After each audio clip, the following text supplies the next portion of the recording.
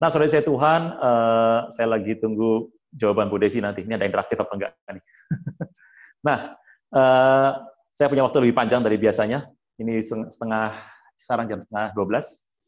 Jadi begini, Ibu-Ibu, sebelum saya bicara, saya sampaikan dulu ya. Saya akan bicara, nanti saya akan bagi mana yang data resmi, fakta, mana yang nubuatan atau mimpi, mana yang pendapat pribadi saya sebagai hamba Tuhan, mana yang firman katakan, supaya tidak nyampur semuanya. Saya harus bilang dulu, setelah melewati waktu 8 bulan ini, kagetnya bukan main ya Bapak Ibu ya. Biasanya kalau ada peristiwa, ada nabi bicara, biasanya begitu. Berasa nggak, Ibu-Ibu sekalian, ada Bapak juga di sini, bahwa peristiwa yang kita alami hari ini, pandemi ini, tidak ada satu nabi pun yang cerita di mass media. Tidak ada satu nabi internasional, ya kalau lokal sih kita nggak bisa dengar yang mana orangnya ya, tapi kalau internasional yang biasanya posting di medsos-medsos besar dan sudah kondang, itu pernah kita dengar.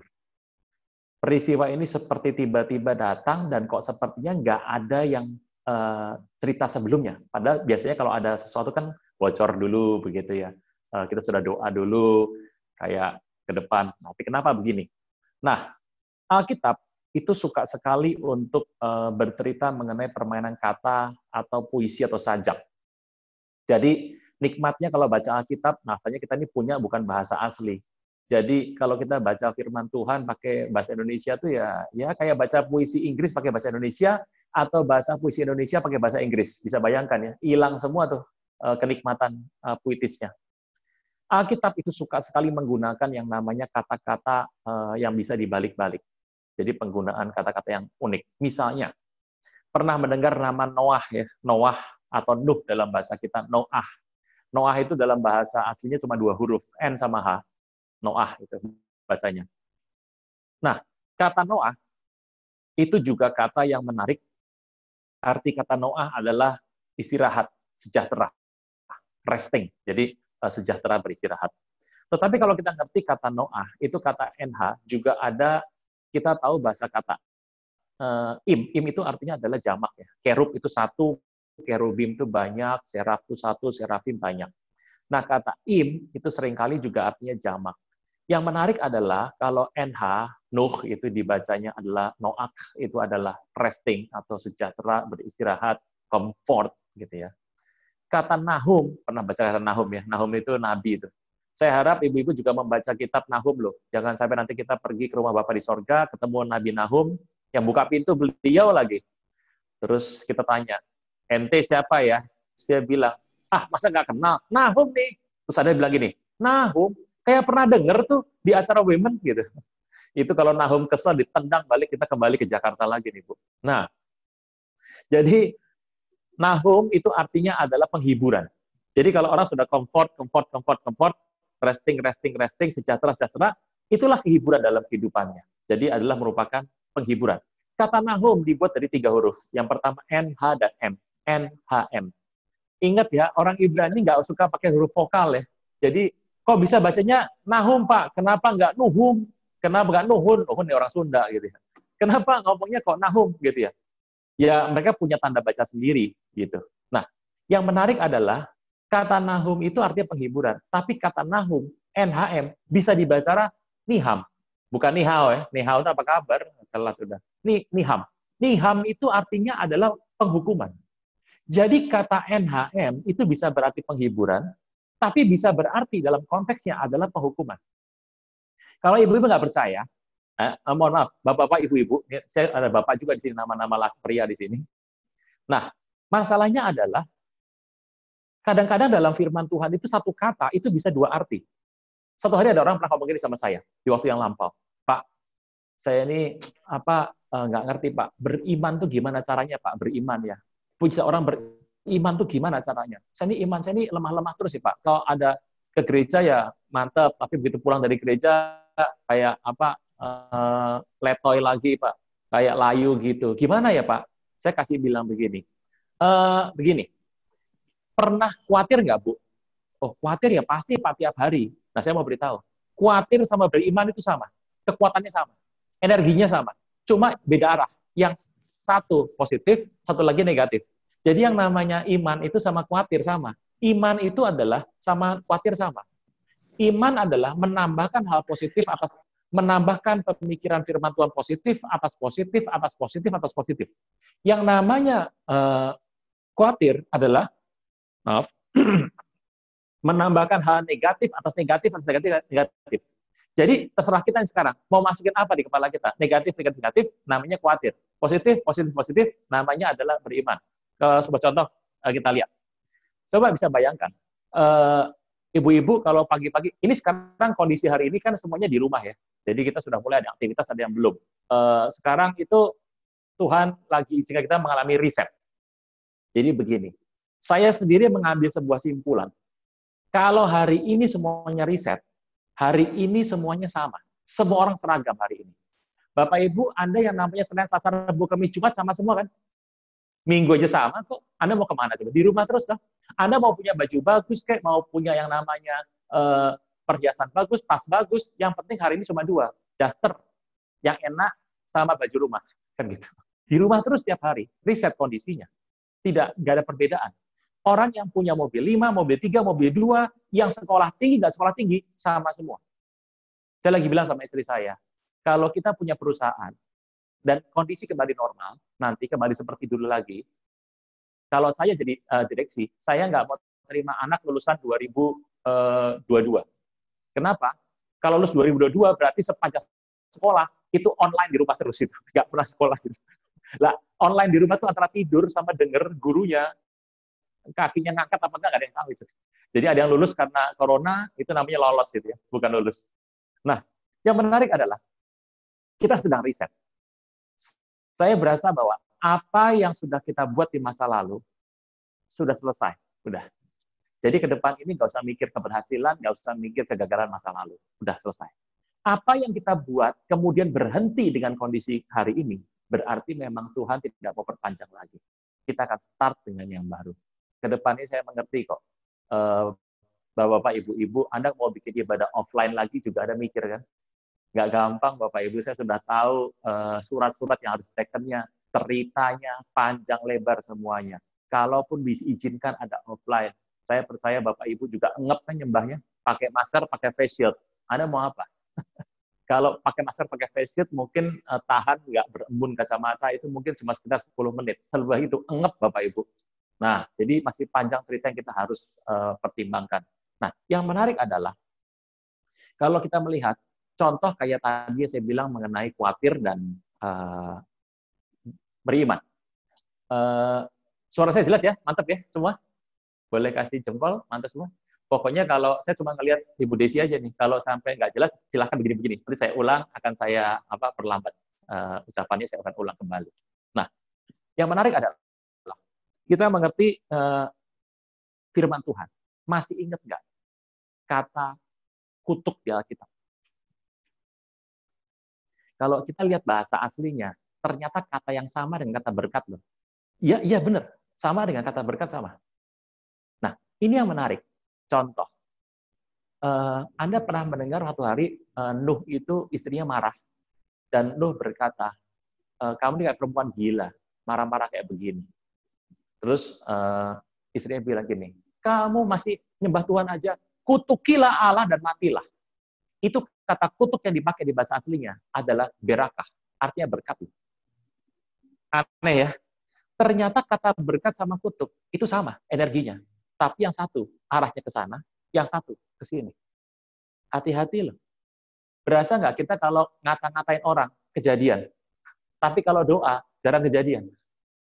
Kok bisa gitu ya? Iya, karena kalau ngatain orang sepenuh hati itu, pakai tenaga, pakai energi, wajahnya fokus semuanya, mancung wajahnya, ya toh? Mata, mulut, hidung, kumis semuanya menyatu di tengah, unity di tengah, semuanya oke, yakin gitu. Akibatnya apa? Jadi. Tapi kalau doa kadang-kadang tidak fokus, berarti sebetulnya energinya sama. Nah, dari cerita ini saya mau cerita bahwa ternyata kata yang dipakai di Alkitab itu benar-benar sebuah puisi yang indah. Ada beda arah saja sebetulnya dari situasi yang ada. Yuk, sebuah pertanyaan hari-hari ini. Sebetulnya kenapa sih ada orang Kristen yang mengalami masalah di tengah pandemi ini? Kenapa ada yang nggak kena apa-apa? Kenapa ada yang goyang-goyang? Kenapa ada yang santai? Ya Bapak Ibu Saudara sekalian ini. Nah, pertanyaannya sebenarnya mudah. Posisi orang Kristen tuh di mana kalau terjadi sebuah penghukuman? Mustahil nggak ada penghukuman, Bapak Ibu. Mustahil. Penghukuman itu pasti ada. Kenapa? Orang yang membenci Tuhan tuh banyak. Yang tidak nyembah Tuhan tuh banyak. Orang yang tidak beribadah kepada Tuhan itu banyak banget. Yang dengan sadar melawan Tuhan itu banyak banget sebetulnya. Nah, pertanyaannya adalah, posisi orang Kristen kan ada di muka bumi. Anda kan nggak tinggal sendirian. Anda tinggal bersama dengan orang-orang yang membenci Tuhan. Anda tinggal di kawasan bersama orang yang tidak menyembah Tuhan. Anda bersama dengan orang-orang yang sengaja melawan Tuhan. Pertanyaannya, kalau ada sebuah penghukuman datang kepada mereka, lalu Kristennya di mana posisinya? Saya sering bertanya, Tuhan, kenapa ada yang sungguh-sungguh mengalami masalah? Kita diajar loh, dari gereja ini berdiri. Nah, gereja ini nggak jelas ya, ini Anda masing-masing loh ini. Kita diajar nengking. Saya percaya nengking itu adalah ilmu orang karismatik Pentakosta. Pertama kali ada lahir baru, Anda belajar nengking. Bener ya? Di sini yang lahir baru pertama, pelajaran pertama sebelum setelah bertobat adalah nengking setan. Orang karismatik model kayak kita, Pentakosta model kayak kita, hobinya nengking. Bener. Apa ditengking? Contoh, hujan ditengking. Macet ditengking. Masalah apa? Jangan sakit setan ditengking semua itu. Pelajaran susah ditengking. Nah, itu. Yang namanya angin, hujan terus, banjir ditengking. Saya beritahu, kadang-kadang makanan nggak enak ditengking loh. Oh, saya nggak tahu benar apa enggak. Tapi kita belajar dari lama. Pertanyaan saya adalah, setelah kita belajar begitu, kenapa kok masih ada sebuah peristiwa yang kena sama hidup kita? Kita belajar ya. Bagaimana nasib orang Kristen, nasib orang percaya, jika terjadi penghukuman datang atas muka bumi, atas sebuah wilayah. Kan kita tinggal di tempat yang sama. Yang pertama, kita pakai yang namanya Nuh dulu. Coba ingat baik-baik soal Nuh. Nuh itu tinggal di tengah bangsa yang Tuhan sudah berkata, aku mau habiskan semua sedunia. Sedunia dihabiskan sama Tuhan. Nuh itu mendapat kasih karunia, bersama dia adalah 7 orang. Istri, 3 anak, 3 mantu. Makanya pentingnya unity rumah tangga. Penting sekali. Makanya saya tuh punya prinsip satu. Di rumah tangga tuh harus ada satu imam. Ini prinsip orang Yahudi sampai hari ini. Yahudi sampai hari ini begitu. Satu keluarga orang Yahudi harus ada satu imam. Imam itu bukan berarti dia itu harus jadi Lewi, bukan. Imam artinya adalah orang yang mengurusi masalah rohani. Ingat, orang Yahudi kan mereka kerja. Mereka orang pinter semua. Tapi di keluarga mereka minimal harus ada satu orang yang mengurusi masalah rohani. Dan kalau saya bilang keluarga itu bukan keluarga Indonesia ya, yang cuma bapak, anak, sama ibu. Enggak. Itu bisa yang namanya encim, encek, tulang, pade, pale, itu namanya keluarga itu. Semua itu. Nah, harus ada satu yang menjadi imam. Sampai hari ini, konsep itu saya pegang teguh. Jadi, di semua keluarga, apalagi kalau keluarganya Bu Evelyn, enak banget, sudah langsung Pak Timnya itu jadi imamnya. Sudah paling enak itu. Jadi harus ada satu yang berpegang sebagai orang yang rohani, yang bisa mengurusi masalah rohani dari seluruh anggotanya. Itu orang Yahudi sampai sekarang. Masalahnya waktu Nuh dipilih oleh Tuhan, satu keluarganya semua mendapat anugerah. Bisa nangkep ya? Pentingnya kenapa dalam satu rumah, itu harus ada satu orang yang betul-betul membaktikan hidupnya untuk sebuah pelayanan. Bukan cuma Kristen, bukan cuma ke gereja ibadah. Oke, semua orang bisa seperti itu dengan mudah. But membaktikan hidupnya hanya untuk sebuah pelayanan kerohanian. Kenapa? Kalau ada masalah-masalah begini loh. Dulu papi saya sering cerita sama saya, hidup yang penting 2. 1, ngerti hukum. 2, ngerti kesehatan. Setelah saya bertobat, ikut Tuhan, saya baru tahu, papi saya kurang, ada 3. Yang pertama, hukum, kesehatan. Yang kedua, soal kerohanian. Itu harus penting itu. Nah, saudara saya Tuhan, masalah utama adalah Nuh.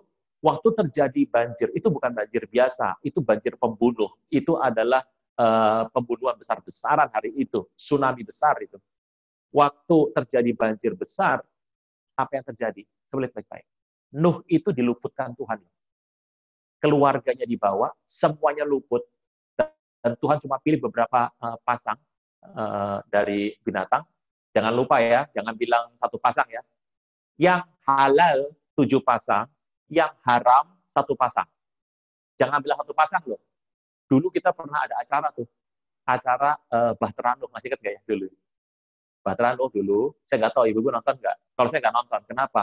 Dari awal sudah nggak nonton, karena saya lihat sudah firmannya sudah beda. Kenapa? Yang dibawa masuk itu gajah sepasang, ya tahu? Ada yang namanya kambing sepasang. Jangan lupa, kambing domba 7 pasang, lembu 7 pasang, anjing 1 pasang. Kenapa? Anjing itu najis. Babi 1 pasang. Mungkin ibu-ibu berasa sampai hari ini, sepasang itu kambing sepasang, lembu sepasang. Kita nih ingetnya cuma sepasang. Kenapa? Karena yang sepasang itu memang paling enak kalau dimakan. Yang haram 1 pasang, yang halal 7 pasang. Jangan lupa ya. Yang halal 7 pasang, yang haram 1 pasang. Contoh, kambing berapa? 7. Domba 7. Kuda 7. Anjing 1. Babi 1. Saya mau tanya, ikan. Ikan nggak masuk Bahtera, ikan itu kan di air. Ngapain masuk? Kalau ikannya masuk malah mati ikan. Ikannya mati malah. Yang mikir ikannya 1 pasang, hati-hati loh. Ini banjir, itu air. Ikannya itu ya masing-masing, nggak ada di sana. Ikan ya terserah, nah, jangan masuk kalau ikan, nanti malah nggak bisa makan yang namanya salmon lagi. Oke.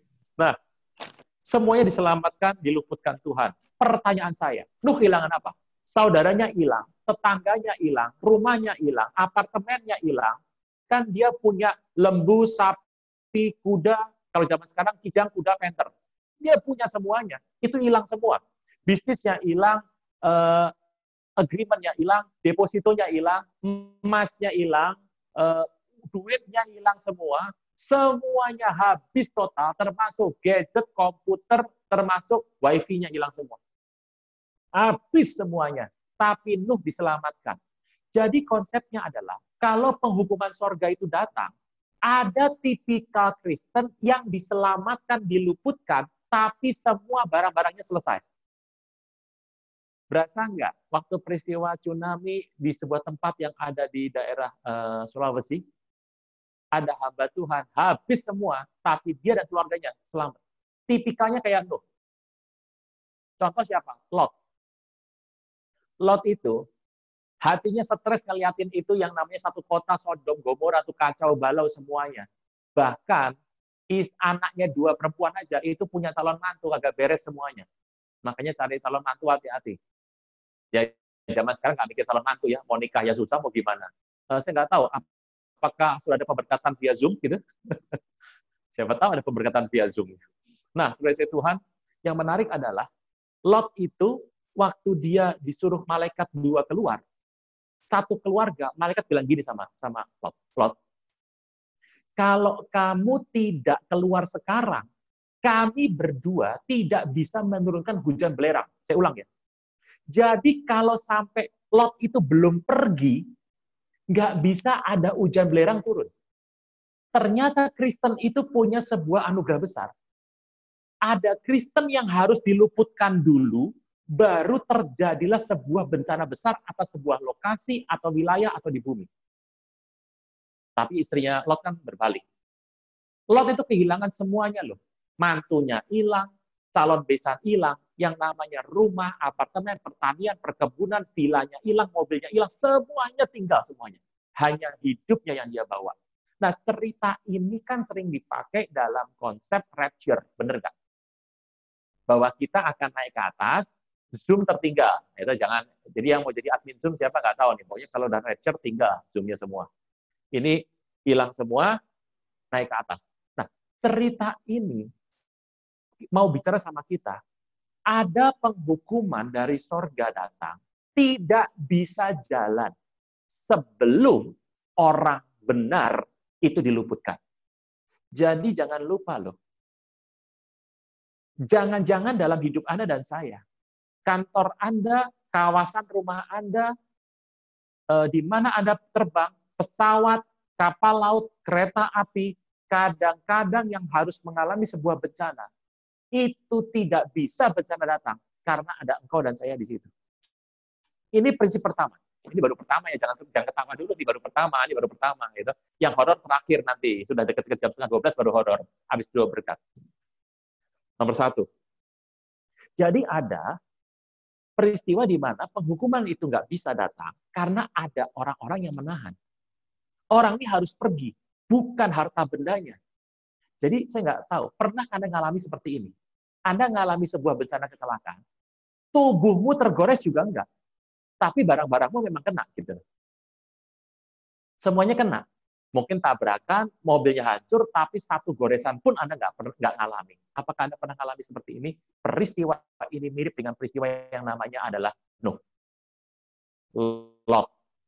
Siapa lagi yang seperti ini? Kalau Anda tahu, Joseph, papinya Tuhan Yesus. Saya selalu bilang Joseph papi angkatnya, karena Tuhan itu tidak berayah dalam konsep ini. Jadi dia pergi ke Mesir. Jadi Yosef sama Maria, sama Tuhan Yesus, waktu masih kecil bayi, ngungsi ke Mesir. Setelah ngungsi, yang terjadi adalah peristiwa kehancuran, pembunuhan besar-besar terjadi di sana. Jadi selalu ada peristiwa di mana situasinya orang benar itu harus pergi dulu. Sampai di sini, apakah Bapak Ibu bisa menangkap dengan jelas? Oke, 1 ya. Jadi diluputkan Tuhan total. Tetapi intinya adalah tidak bisa barangnya dibawa, apartemen, rumah, nggak bisa. Semua tinggal. Orangnya saja diluputkan Tuhan. Ini prinsip nomor 1. Jadi kalau ada penghukuman, prinsip nomor 1 itu bisa terjadi. Bisa terjadi. Sampai sini, oke? Oke. Lanjut. Saya nggak tahu. Saya kalau ikut Zoom itu capek loh. Bapak Ibu berasa nggak? Kalau sudah 20 menit ngomong saya, tiba-tiba ini pegel semuanya. Terus mulai nyender, belakangnya ada kasur bablas gitu. Karena kalau Zoom ini nggak jelas, yang ketahuan cuma muka. Tangannya main HP, main baca buku, masak, nggak ada yang tahu. Kan yang tahu kan cuma segini saja. Puji nama Tuhan. Nomor 1, jadi ada tipikal orang percaya yang mengalami keluputan, tapi cuma dirinya, nyawanya saja. Selebihnya tidak. Oke? Oke, kita masuk nomor 2. Nomor 2 adalah, masih ingat peristiwa orang Israel di Mesir nggak? Israel di tanah Goshen. Hari itu, Yusuf bilang sama Firaun, tolong keluargaku taruh di Goshen. Ini Goshen, ini Mesir. Goshen itu ya Mesir, sama gitu. Jadi ini daerah Senayan, ini Jakarta. Yang aneh adalah, malapetaka tulah ada 10. Coba contoh ya. Tulah pertama, tulah kedua, ketiga. Ada yang namanya katak. Wah, itu suike. Bayangkan nih, suike membanjir di rumah Anda ini, suike. Itu katak datang semua.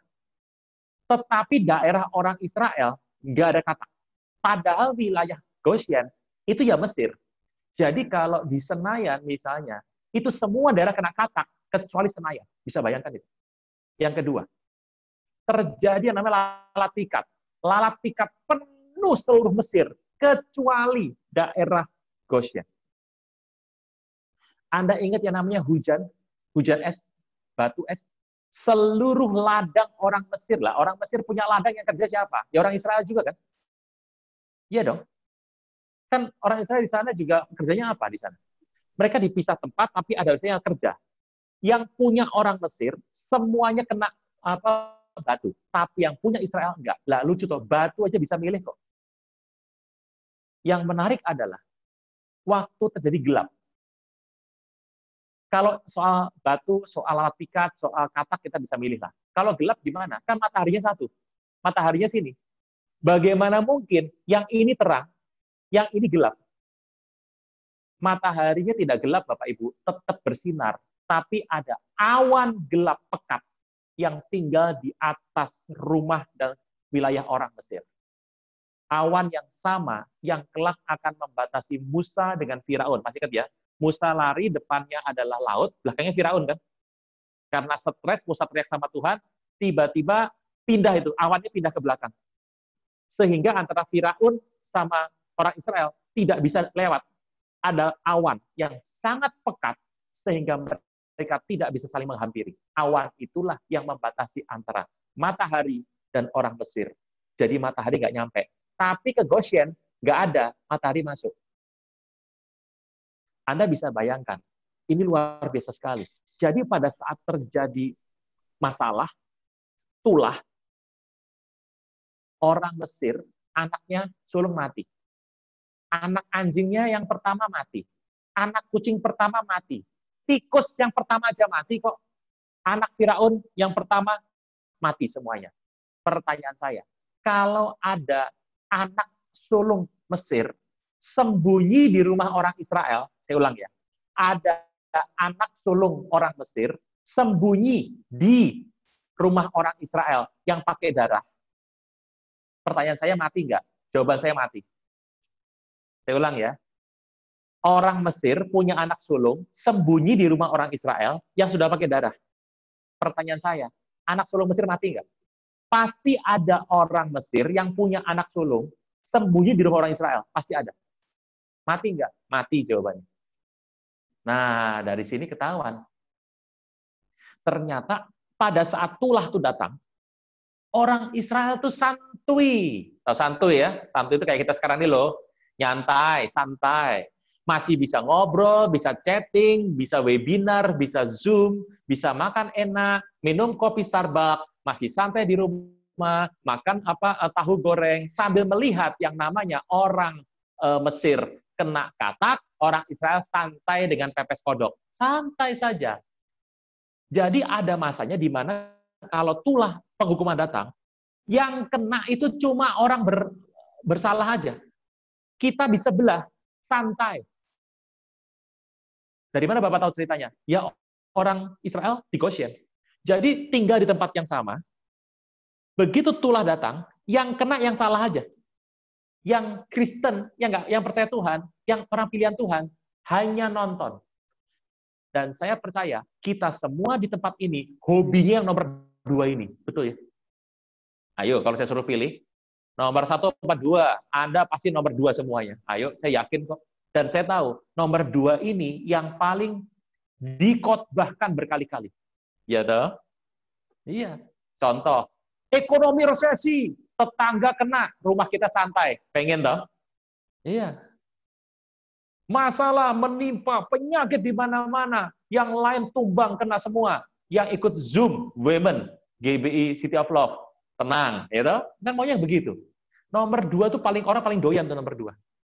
Paling doyan. Ingat, kalau ada penghukuman masuk, nomor 1 adalah, yang pertama, Tuhan luputkan hanya orangnya, jiwanya saja. Tetapi harta benda kepemilikan, properti, semua resources yang Anda punya, semua kena. Hanya pribadi lepas pribadi yang luput. Nomor 2 paling asik, asoy. Nomor 2. Kenapa?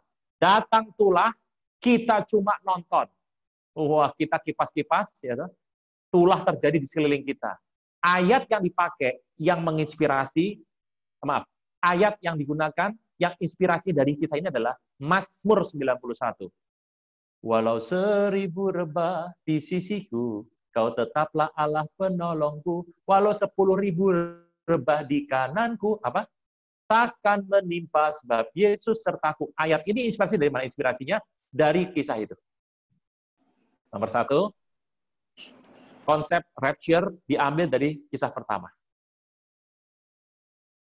Nomor 2, soal Mazmur 91, ayat pertahanan kita yang dipakai di West Point di Amerika, tempat pendidikan untuk tentara di Amerika, prajurit di sana, di West Point, menggunakan ayat ini. Sampai sini jelas? Nomor 2. Tapi ada yang nomor 3. Masih ingat seorang bernama Yeremia? Nah, ini sekarang generasi Yeremia ini. Ini kadang-kadang juga orang ini kadang-kadang banyak yang salah kaprah ya. Kemarin saya dengar ada sebuah talk show nih. Judulnya adalah Estafet dari Musa ke Yeremia. Gimana coba? Itu tahun berapa Musa, tahun berapa Yeremia, kok jauh banget ya. Musa sama Yosua mah deket gitu. Lah kalau Yeremia sama Musa itu kan jawabannya adalah Tai Kong, Kong, Kongnya sana. Engkongnya zaman kapan itu? Oh, Pung, Pung, Pung, Pungnya sana. Jauh sekali. Nah, ingat Yeremia ya. Siapa yang punya anak Yeremia? Ya, punya cucu, kasih nama Jeremiah. Jeremiah artinya adalah Tuhan sedang membangun. Tuhan meluncurkan. Tuhan membangkitkan. Kasih nama Yeremia. Jeremia. Yeremia ini, unfortunately, itu adalah keturunan dari Imam Hilkiah. Imam siapa sih ini? Dulu zaman Daud, imam ini dipecat oleh raja. Jadi ini keluarga imam mantan pecatan. Wah, mantap ya. Background-nya nggak bagus. Tapi bagaimanapun, Tuhan pilih anak ini. Dipilih Tuhan usia 19 tahun. 19 itu SMA kelas 3 penabur itu. Springfield. Gitu. Ya, SMA umur 19 tuh SMA kelas 3 tuh. Ya, itu dari IPK apa Springfield atau penabur saya nggak jelas lah. Dipilih Tuhan umur 19 tahun, tujuannya satu, untuk berbicara mengenai pertobatan. Jika tidak bertobat, Israel dihancurkan. Menariknya, anak ini nggak bicara kepada bupati, lurah, camat, wali kota, gubernur, tidak. Anak ini dipakai Tuhan, langsung bicara sama raja. Langsung ke royal blood, raja di atas.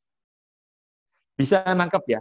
Jadi hari-hari ini kalau Anda bicara, Yeremia, saya beritahu beberapa tips. Pertama, Yeremia itu, kalau menurut saya, kenapa nggak Elia ya? Kenapa nggak Elisa? Kenapa nggak Daniel? Elia itu mujizat 16. Elisa 32. Daniel, waduh, itu mah ketemu malaikat. Sudah bikin Zoom sama malaikat. Itu WA grupnya, Instanya, semua membernya malaikat itu. Berikutnya. Kenapa nggak Musa? Hebat sekali, nabi paling besar. Atau mungkin Yehezkiel. Yehezkiel itu pernah melihat kunjungan sorga 2 kali. Kenapa Yeremia? Yeremia dikenal sebagai nabi, satu. Karunia rohaninya nggak kelihatan. Jadi kalau Anda sekarang mengerti Jeremiah generation, tolong ngerti. Kita harus buka tangan. Anak zaman sekarang bisanya apa? Tumpang tangan aja, cuma ngeribat rambut. Kan gitu. Urapan nggak kerasa. Saya beritahu, Yeremia itu nabi yang kalau Anda baca di Alkitab, nabi besar di Alkitab, ada nabi besar, nabi kecil. Nabi besar di Alkitab yang secara mata kita lihat, karunia rohaninya nggak kelihatan. Dan dia dipakai untuk bicara langsung to the point. Nggak pakai promosi level by level, langsung ke atas. Dia bicara kepada siapa? Dia bicara kepada raja. Raja nurut? Enggak. Dia bicara, masuk penjara, disiksa, dianiaya bersama teman baiknya, sekretarisnya, namanya Baruk bin Neria. Dia dihabisi di sana, disikat di sana, masuk penjara, dan penjaranya bukan penjara zaman sekarang yang bisa enak-enak pakai telepon. Penjaranya masuk ke dalam sebuah lorong sempit ke bawah, lubang. Waduh, aduh, ngeri. Di bawah semua binatang ada itu. Yang paling bersih kecoa itu. Masuk bawah. Yeremia stres di sana, dia masih muda, masa depannya nggak jelas. Apa dia orang dengerin dia? Enggak.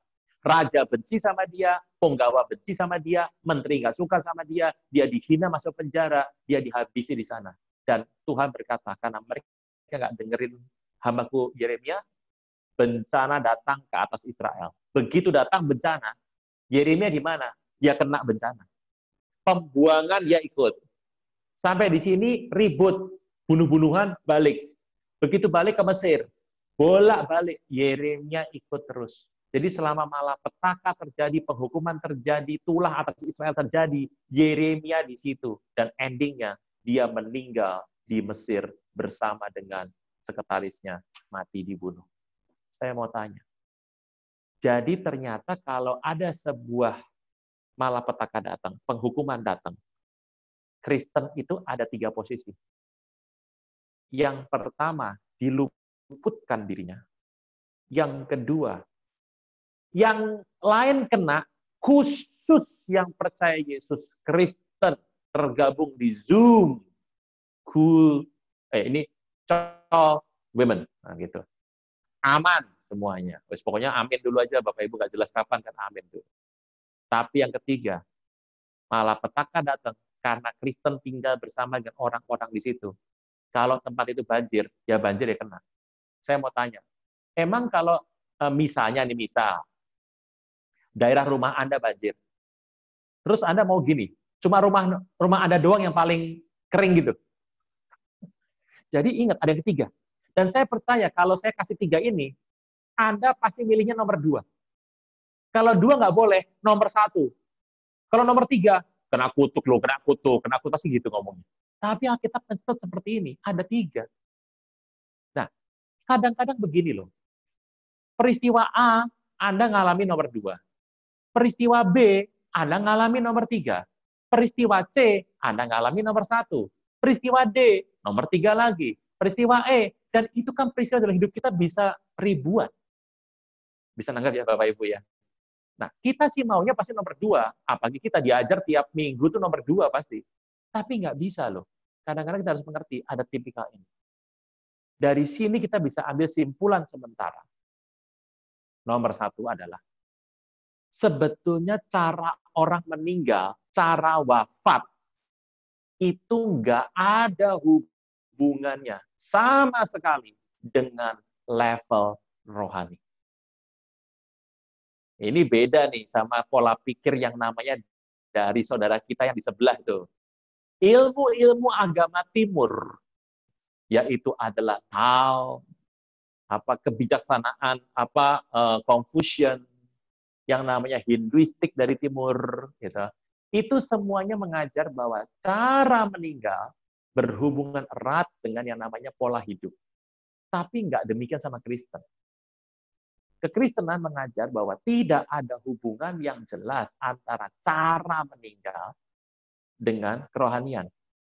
Saya mau tanya Bapak Ibu, teman-teman saya itu yang orang-orang Pentakosta, itu punya permintaan sama itu. Apalagi kalau usianya udah 60 tahun, 70 tahun ke atas itu sama semuanya. Anda boleh tanya kalau Anda punya orang tua yang pendeta di usia sebegitu. Tanya, Opa, Papi, tanya, kalau mau meninggal gimana caranya? Mereka pasti pengen meninggal di depan mimbar. Lagi khotbah, lemes jatuh. Itu harapan pendeta. Tapi saya nggak setuju. Kenapa? Anda bisa bayangkan ya, pendeta lagi khotbah terus tumbang. Lah itu anak-anak yang lihat apa nggak traumatik semua itu. Malas ke gereja semua itu. Ngeri itu. Seumur hidup di bawah itu. Ya yang meninggal sih enak. Ya, nggak mikir. Yang ngelihat itu kan stres jemaatnya. Bisa pindah gereja tuh jemaatnya. Saking stres yang ngelihat pendetanya tumbang. Cara meninggal nggak ada hubungan dengan kerohanian. Kita lihat aja murid-murid Tuhan Yesus, rasul-rasul, Tuhan Yesus sendiri, lihat Yeremia, Anda lihat Yohanes Pembaptis dipenggal. Emang kalau dipenggal pasti dosa. John the Baptist dipenggal. Anda lihat yang namanya John Patmos, Rasul Yohanes digorok di minyak panas, Petrus disalib terbalik, Andreas dipecah sama kuda, Thomas ditombak di Kerala, banyak sekali peristiwanya. Jadi kita nggak bisa bilang adalah sebuah hal yang berbahaya atau tidak rohani. Itu kira-kira yang saya bisa sampaikan. Jadi kita update sebentar ya untuk peristiwa COVID. Ayolah Bapak Ibu, mari kita berpikir logik saja. COVID itu yang paling cepat menemukan vaksinnya, antivirusnya, itu adalah Israel. Saya nggak tahu Anda pernah ngikuti swab atau rapid atau serologi. Saya nggak tahu. Kalau saya mah pantang begitu-begitu ya Bapak Ibu. Kalau nggak kepaksa banget ya. Sekarang Israel itu bisa menggunakan hanya air liur. Nggak pakai tusuk, nggak pakai sodok-sodok begini. Pakai air liur. Harganya cuma Rp3.700. Uang parkir. Tetapi tidak dibuka keluar. Khusus hanya di Israel. Negara kedua yang membuat paling top sekarang adalah Rusia. Yang pesan sudah 1,2 juta ampul. Rusia. Pakai Sputnik 5. Ayolah Bapak Ibu. Kita juga udah tahu. Sputnik 5 dari Rusia itu men-skip, melongkap, tidak melakukan uji klinis nomor 3. Mau dipakai? Ngeri ya. Yang sekarang sudah muncul apa? Yang berikutnya. Dari Amerika. Yaitu adalah AstraZeneca. Yang punya Bill Gates itu. Udah keluar. Indonesia baru akan mulai nanti pada bulan November, Desember startnya. Nggak tahu hasilnya kapan. Saya beritahu Bapak Ibu, nah ini kan ramai di mana-mana. Pak, pakai apa enggak? Ya terserah Bapak Ibu, silakan aja kalau mau pakai atau enggak. Tapi begini, Malaysia baru saja melaporkan 3 hari yang lalu, Filipina kemarin melaporkan sudah ada strain baru dari corona yang menularnya 10 kali lipat lebih gawat daripada sebelumnya. Tapi mutasinya lemah. Kalau saya bilang, kita mau seperti apapun, kita ada di waktu yang sangat krusial. Jadi paling penting adalah hikmat bijaksana untuk ini semua. Saya akan jawab beberapa pertanyaan yang masuk. Taruna, apakah imam harus kepala keluarga, bapak, atau bisa perempuan? Nah, ini mantap. Setelah zaman kekristenan, zaman Tuhan Yesus ke sini sekarang PB, begini. Kalau saya ngomong imam, itu di mana-mana, mau agama manapun, baik yang saudara sebelah kita, yang namanya kita ada di rumah tangga, atau ada di orang timur, yang ilmunya datang dari Timur Tengah, kan agama yang dari Timur Tengah kan ada 2 kan, termasuk yang kita sekarang ini, itu adalah imam itu pasti laki. Imam pasti laki, menjadi imam, kepala, raja, dan nabi itu pasti laki-laki. Itu imam sebagai pemimpin, pengayom, ya, itu fungsi seorang laki-laki, ya. Tapi yang saya maksud dengan kata-kata tadi di awal khotbah saya, itu bukan imam seperti itu. Makanya saya bilang, imam dalam arti yang mengurus kerohanian. Jadi, satu keluarga itu harus ada orang satu yang benar-benar terkoneksi dengan urusan beginian. Saya ngerti kok Bapak Ibu, ini saya buka saja kisah.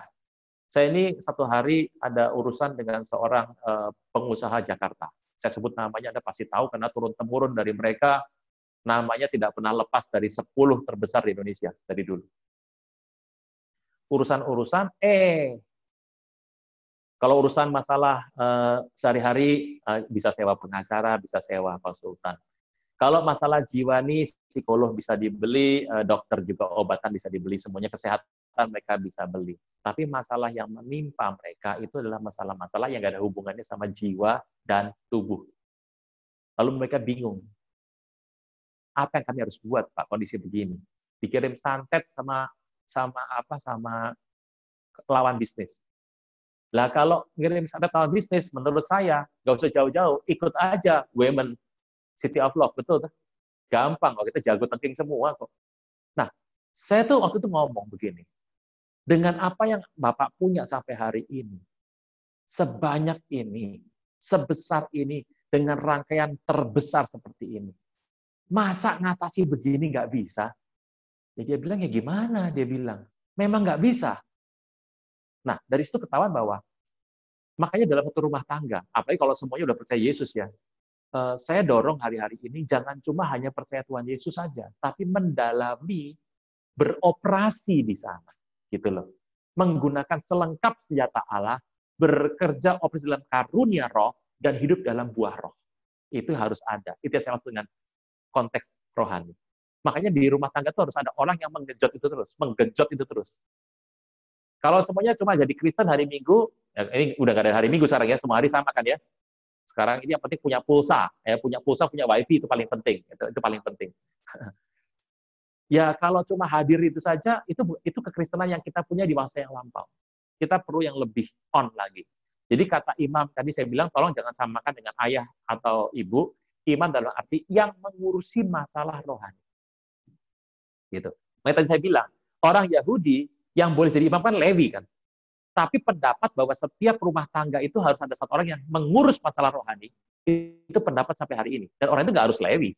Ini sama jawabannya. Jadi saya nggak bicara imam secara pemimpin memang suami, tapi harus ada orang yang nge-push terus.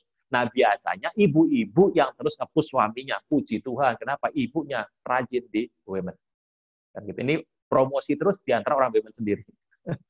Oke, nomor 2. Pak, apa yang dimaksud Allah membalas kesalahan Bapak kepada anak-anaknya, keturunan ketiga, keempat, apakah benar? Ya, Tuhan tidak pernah mencabut ucapannya. Dengar baik-baik ya, Tuhan tidak pernah mencabut ucapannya. Semua ucapan, kalau Bapak itu salah, jadi tolong ngerti, kesalahan Bapak diturunkan kepada anak, itu enggak semua kesalahan. Karena kesalahan Bapak yang pada zaman itu dimintakan korban bakaran dan penghapus dosa, selesai. Tapi kalau nggak dipakai korban itu, dan bapaknya terus membuat yang salah, maka akan turun sampai 3 dan 4. Jenis dosa apa yang turun sampai 3 dan 4? Dosa penyembahan berhala. Ingat, penyembahan berhala zaman dulu penyembahan berhala nggak kayak zaman sekarang. Sekarang cuma patung. Gitu aja. Enggak, zaman dulu penyembahan berhala itu benar-benar anak dikorbankan, bayi dikorbankan, terus benar-benar ada tindakan-tindakan liturgisnya yang mengerikan. Nah, kalau sampai terlibat dengan masalah-masalah penyembahan berhala, santet, babi ngepet, bebek gombel, gitu ya, terus apa kuyang, tahu lah ya Bapak Ibu, kita tahu lah zaman-zaman begitu. Itu turun ketiga, keempat tuh pasti turun, karena tuh sudah bilang dia tidak pernah mencabut, nggak pernah. Ini akan terjadi. Tetapi begitu Tuhan mati di kayu salib, sekarang semua semua dosa ditanggung sama Tuhan Yesus. Kalau kita sudah menerima Tuhan sebagai juru selamat pribadi, artinya kita sudah menghentikan semua ritual-ritual penyembah berhala, makanya selesai. Putus nggak? Putus. Bukan Tuhannya janjinya dicabut atau tidak, tapi sudah ditanggung oleh pihak lain, yaitu adalah Kristus. Jadi saran saya adalah, kalau dulu orang tua kita pernah membuat kesalahan seperti itu, ya sudah, di zaman kita sudah diperbaiki kan? Kita sudah percaya Yesus kan? Pastikan lagi, periksa dengan cermat, set your family in order, periksa dengan cermat, jangan sampai ada keturunan kita di bawah yang utak-atik lagi model-model penyembah berhala. Itu bahayanya bisa 3-4. Dan saya ketemu cerita beginian, banyaknya bukan main, dan betul terjadi. Yang gawat gini, 1 kena, kan 2, 3, 4, sampai 4 kan ya. Gawatnya, nomor 2 juga main, kena di sini. Nomor 3 juga main, kena di sini. Ya lama-lama jadi panjang semua. Nggak ada habisnya tuh. Ini belum kelar, sudah tambah lagi. Kan jadi panjang urusannya. Yang gawat gini, ini main, ini main, ini main. Berarti masalah mereka bertiga akan turun ke sini. Ini 2 kali lipat, 3 kali lipat, 4 kali lipat nih. Begini semuanya. Bisa nangkep ya? Jadi, bisa putus nggak? Dengan mudah putus. Anda terima Yesus pasti putus. Pak, Donald Trump menang lagi nggak? Donald Trump menang nggak menang, sebenarnya nggak ada masalah buat kita. Gitu. Saya nggak tahu menang apa tidak, tapi gini, beliau pinter. Posisinya secara rohani kuat. Kenapa? Orang Amerika Kristen, orang Amerika yang murni bule sebetulnya suka sama Trump. Kenapa? Dengan Trump itu ada, imigran tuh nggak bisa masuk. Orang Amerika tuh sudah tahu. Kalau jadi Eropa kan gawat itu, imigran masuk. Lihat kondisi Eropa sekarang. Anda tahu Prancis? Di Prancis itu yang namanya rel kereta api, di sebelahnya dibangun pemukiman. Lu udah kayak Tanah Abang itu loh. Palmerah. Kalau Anda pernah lihat. Itu di Prancis. Saya sampai kaget, kok bisa begini ya? Nah, orang Amerika tahu. Makanya Trump membuat perbatasan antara Amerika Latin kan dibikin. Memang Trump itu secara rohani didukung oleh orang Kristen. Kenapa? Michael Pence itu adalah ortodoks. Didoakan. Nabi-nabi kita tahu, nabi-nabi Amerika, garisnya yang kita sering dengar, Cindy Jacob dan teman-temannya itu, kayak Chuck Pierce segala macam. Nabi-nabi itu, Kim Clement, itu memang pro-nya ke sana. Karena menegakkan konsep dalam kekristenan. Dibanding Demokrat yang notabene LGBT sama aborsi itu kencang. Amerika tuh mau Trump menang. Gitu. Akan menang apa tidak? Belum tentu. Kenapa? Karena diserang terus. Jadi Bapak Ibu tahu lah cara teknik untuk menang dalam sebuah pemilihan kepala pemerintah di sebuah negara. Saya pakai konsep yang sama dari zaman Yahudi turun-temurun. Kalau udah mau pemilu, bikinlah, ciptakan, bila perlu, doakan terjadi masalah nasional. Kalau masalahnya ruwet, maka petahana cenderung menang lagi. Nah, itu konsep yang selalu ada di dunia. Selalu seperti itu. Jadi menang lagi apa enggak? Kalau saya yang penting Tuhan Yesus menang lah. Berdoa, bersyukur ya. Kita sudah halo? Apa masih ada respon saya? Bu Desi, dengar saya? Masih ada, Pak. Masih ada ya, oke. Berdoa, kita ini bersyukur loh. Sudah pilpres sebelum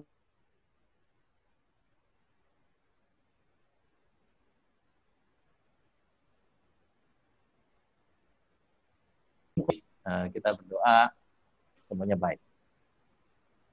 Ibu Desi masih bersama saya? Halo? Masih ada ya?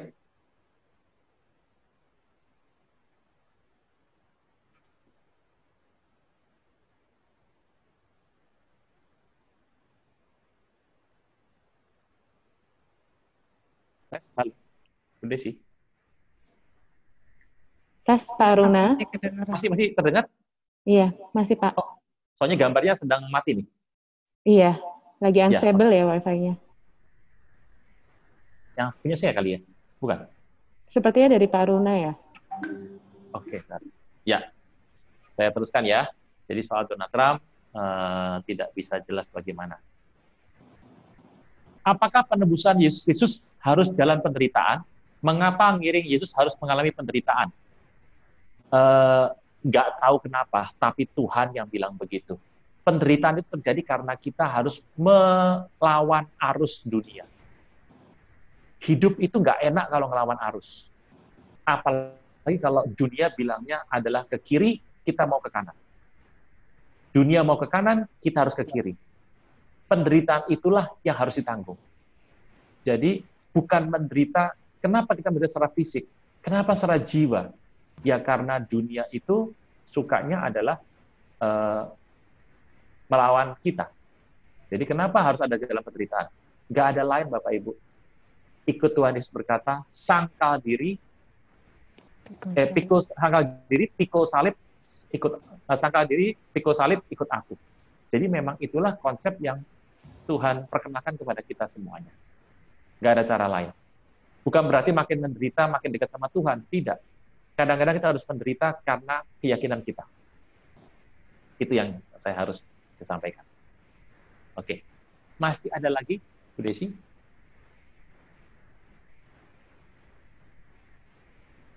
Halo? Masih ada Pak Aruna? Masih ada ya? Iya. Pak, berhala itu apa bisa juga disamakan dengan mengagungkan, mengandalkan manusia? Berhala adalah sesuatu yang melebihi Tuhan. Jadi, sesuatu yang melebihi Tuhan. Zaman dulu berhala bentuknya adalah patung atau sesembahan dewa. Sekarang, berhala bisa berbentuk gadget atau TV atau sesuatu. Hobi juga bisa. Nah, itu yang bahaya. Makanya konteks darah Yesus itu sangat luas, mampu melampaui bukan cuma patung saja, tetapi banyak hal. Ya, itu harus hati-hati. Makanya kita sebagai orang yang percaya Yesus harus hati-hati sama ini. Yang tertulis pada Yeremia 17 ayat 5 dengan 17 5 sampai 8. Yuk Bapak Ibu kita buka sebentar yuk. Yeremia 17 ayat 5 sampai ke 8. Ya itu, intinya begitu. Jadi kata terkutuk itu memang Alkitab dalam Yeremia tidak jelas berapa keturunan. Tetapi kata keturunan 3 sampai 4 itu adalah kata yang dipakai orang menyembah berhala yang diajarkan dalam kitab Torah. Kalau Yeremia kan terkutuk saja. Jadi orangnya terkutuk. Tapi kalau yang ada di kitab Torah itu keturunan sampai ketiga, keempat itu ditulisnya di kitab Torah. Itu yang tadi ditanyakan. Jadi ada beda sebetulnya. Kalau Yeremia cuma pribadinya, kalau yang ada di kitab Torah itu sampai keturunannya panjang itu. Itu. Ada lagi? Boleh dikirim, Bu Desi, kalau ada? Sudah Pak Aruna? Sudah? Sudah kalau selesai. Begitu, saya akan doa, saya kembalikan sama Bu Evelyn nanti. Kita berdoa, Bapa di sorga, terima kasih untuk firman hari ini, terima kasih untuk semua peringatan, Roh Kudus akan mengajar kami lebih dalam lagi, dan kami tahu harus melakukan seperti apa yang Tuhan mau. Pujian hormat bagi nama Tuhan Yesus. Dalam nama Tuhan Yesus kami berdoa, mengucap syukur, haleluya. Amin. Saya kembalikan pada Bu Evelyn. Terima kasih Pak Aruna buat pelayanannya, buat firman-Nya buat kita semua. Thank you Pak. Ya.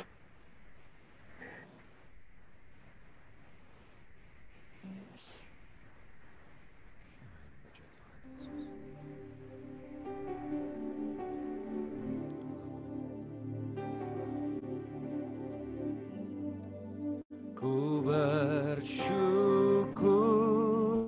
Bapa, ku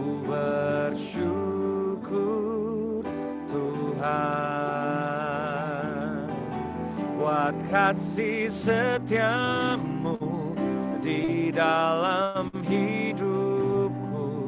Ku bersyukur, haleluya. Ku bersyukur Bapa, ku bersyukur Tuhan buat kasih setiamu di dalam hidupku. Ku bersyukur,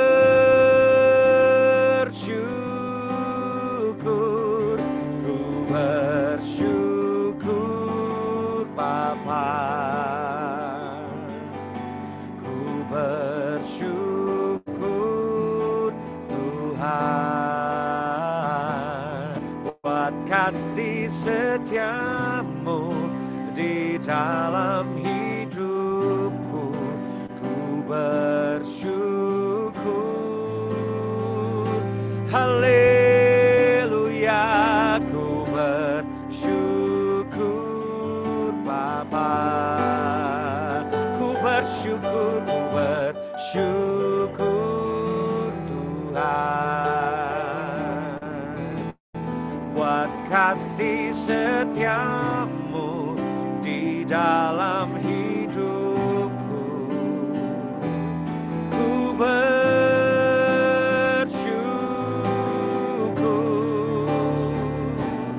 ku bersyukur,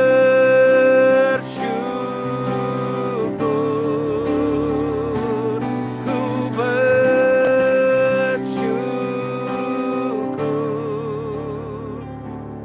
Tuhan. Mari kita sama-sama bersatu di dalam doa. Ya Tuhan Allah Bapa kami yang bertahta di dalam surga, yang kami imani saat ini berada bersama kami Tuhan. Sesuai firman-Mu, 2-3 orang berkumpul dalam nama-Mu, Engkau hadir, Engkau ada Tuhan. Kami sungguh mengucap syukur, kami hormati Engkau Tuhan, Allah yang luar biasa, yang terlalu amat sangat baik dan mengasihi kami. Kami berterima kasih buat Bapak Aruna Tuhan. Terima kasih karena Engkau memakai dia untuk menyatakan firman-Mu, memberitakan firman-Mu kepada kami Tuhan. Pimpin kami Tuhan untuk apapun yang terjadi di dalam keadaan ini Tuhan, dimanapun posisi kami Tuhan, kami tetap setia kepadamu Tuhan. Kami boleh tetap setia Tuhan seperti Yeremia Tuhan. Kami tetap setia Tuhan seperti Paulus Tuhan. Seperti juga anak-anak-Mu Tuhan di dalam Alkitab yang tetap setia apapun yang terjadi.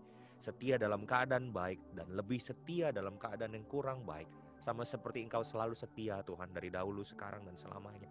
Pimpin kami berfokus kepadamu. Pimpin kami tetap melihat kepadamu Tuhan. Biar mata hati kami, pikiran kami, roh kami, tubuh jiwa kami tertuju hanya kepadamu Tuhan.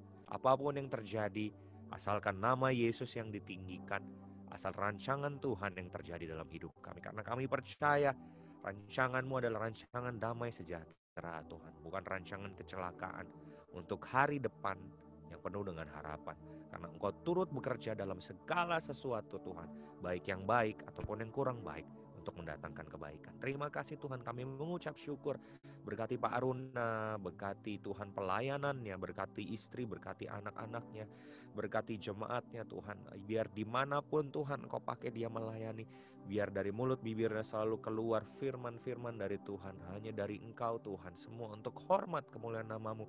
Pengurapan Tuhan turun atas Bapak Aruna Tuhan, perkenanan Tuhan, penyertaan Tuhan.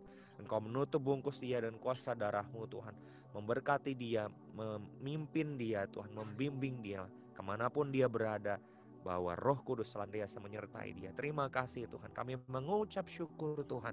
Kau pakai dia lebih lagi Tuhan sebagai alat kemuliaan nama-Mu Tuhan, agar nama-Mu ditinggikan Tuhan. Terima kasih.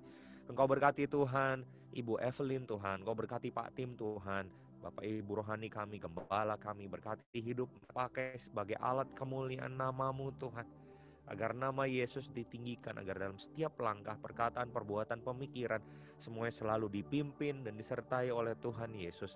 Biar kemanapun mereka pergi, nama Yesus yang ditinggikan. Pakai mereka Tuhan, pakai anak-anaknya Tuhan, berkati keluarganya dalam perlindungan-Mu, penyertaan-Mu. Kami mengucap syukur. Kami berterima kasih Tuhan buat gembala kami. Kami bersyukur Tuhan Kau baik. Kami berdoa juga Tuhan buat semua kamu ibu yang ada di tempat ini Tuhan. Semua yang bahkan mungkin yang belum ikut serta dalam acara Zoom ini. Berkati Tuhan dengan berkat berlimpah Tuhan. Berkat jasmani, terlebih lagi berkat rohani. Penyertaan Tuhan, perkenanan Tuhan. Dengan hati seorang murid, pikiran seorang murid, telinga seorang murid Tuhan. Yang mau mendengar firman-Mu. Mau menerima Tuhan, baikkan seorang anak Tuhan, mau menerima dengan sungguh-sungguh Tuhan, tanpa mempertanyakan firman-Mu Tuhan, menerima dan melakukannya, semua untuk hormat kemuliaan nama-Mu Tuhan. Kami mengucap syukur Tuhan, kami sudah diberkati. Apapun yang harus kami hadapi Tuhan, baik suka maupun duka, kami percaya Allah kami tidak pernah meninggalkan kami. Kami klaim Tuhan janji-Mu bahwa Tuhan Yesus setia, tidak pernah berubah dahulu, sekarang, dan selamanya. Kau berkati Tuhan, wadah Woman of Love Tuhan. Kau pakai wadah ini lebih lagi Tuhan, untuk menjangkau jiwa-jiwa Tuhan. Kau pakai setiap orang yang tergabung di Woman of Love, untuk menjangkau jiwa Tuhan. Lewat apapun yang kami katakan, kami perbuat, biar Tuhan semua bisa melihat ada Yesus di dalam kami. Kami semakin kecil, Tuhan Yesus semakin besar. Kami di belakang, Tuhan Yesus yang di depan. Semua untuk hormat kemuliaan nama-Mu. Kami mengucap syukur Tuhan. Negara kami, pemerintahan bangsa kami diberkati. Kota kami Tuhan diberkati Tuhan. Bahkan orang-orang Tuhan juga yang menganiaya kami, anak-anak-Mu Tuhan. Berkati mereka, ampuni mereka Tuhan. Biar mereka boleh diselamatkan. Semua untuk hormat kemuliaan nama-Mu. Terima kasih Tuhan, kami mengucap syukur. Hari inilah hari yang baik. Karena hari ini adalah hari yang telah Tuhan jadikan. Kami mengukur Tuhan, kami berterima kasih, tak berhenti-hentinya kami bersyukur. Kami kembalikan segala pujian, segala hormat kemuliaan hanya dalam nama Tuhan Yesus Kristus. Saya kembalikan ke Mbak Aruna untuk doa berkat. Saya persilakan. Baik, kita akan berdoa tutup dengan doa berkat. Kita bisa siapkan tangan kita, fokus hati kita pada Tuhan, biar berkat Tuhan limpah kita terima. Berkat dari Bapa dan Anak dan Roh Kudus dalam nama Tuhan Yesus, maka diberkatilah keluar masukmu, diberkati periuk bakul adonanmu, diberkati buah kandungan kesehatanmu, apapun yang kau buat dengan tanganmu, Tuhan buat berhasil. Kemanapun kau pergi melangkah, Tuhan sertai engkau berlimpah-limpah, mulai pada siang ini sampai Maranatha, bahkan sampai selama-lamanya. Dalam nama Tuhan Yesus yang percaya boleh berkata, amin. Terima kasih Ibu-Ibu semuanya. Terima kasih untuk Terima kasih Pak Aruna. Tuhan berkati Pak. Salam Mei ya Pak. thank you ya. Terima kasih Pak Aruna. Terima kasih buat Ibu. Minggu depan kita akan dilayani oleh Dokter Psikiater Charlotte Priyatna. Jadi mungkin kita akan buka sesi juga untuk tanya jawab di belakang ya. Beliau adalah psikiater khusus di bidang anak dan keluarga. Boleh undang teman-teman yang bisa ikut bergabung di minggu depan ya. Tuhan Yesus memberkati semuanya. Selamat jumpa semuanya. Ya, berkati. Ya, saya live ya. Ya, thank you Pak. Thank you. Thank you Pak. Thank you Pak. Thank you.